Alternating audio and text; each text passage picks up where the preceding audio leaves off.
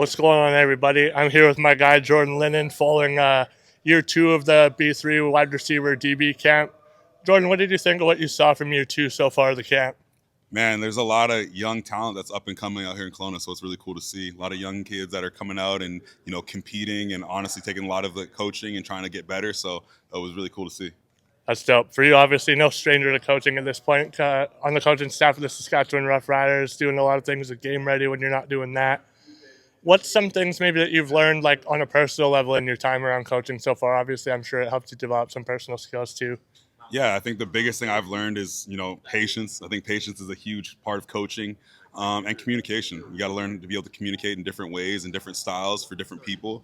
Not every person learns the same, so finding ways to navigate through that and be able to communicate and get your points across or get your teaching across is something that I've learned as a transferable skill to all areas of my life.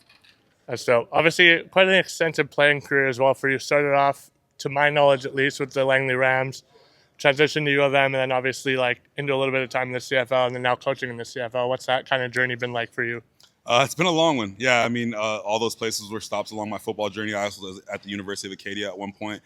So, I've had a lot of different stops and different, places around the country that I've been able to explore and play football at. So the journey's been a long one, but it's been a good one. It's been a definitely a one that I've learned from in lots of different capacities, and I've gotten to see places I probably would have never seen otherwise. So it's been fun. That's fair. What would you say is like the biggest lesson you've learned so far because of football? Obviously, people preach a lot that football teaches you a lot of life lessons. What's the biggest one for you?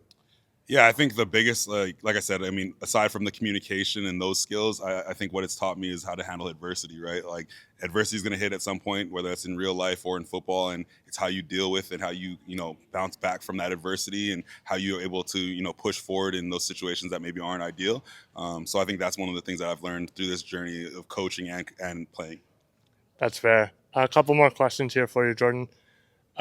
Very involved with game ready in the off season. How did that sort of kind of come about for you? Like, do you start off like in game ready when you were playing ball still, or like you just kind of Yeah, got so invested? so for me, like I was an athlete in Game Ready.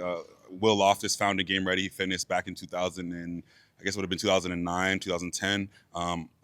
He always jokes I was the first athlete in Game Ready, but for me it was like, for the main reason I joined was because I wanted to be around like-minded athletes. I wanted to be around guys that were, constantly trying to strive to be at the highest levels of football, and then also, a competitive environment where I could, sharpen my skills and really get better at my craft. And then, yeah, for me, it kind of parlayed into, becoming a trainer at Game Ready, part-time in my off seasons.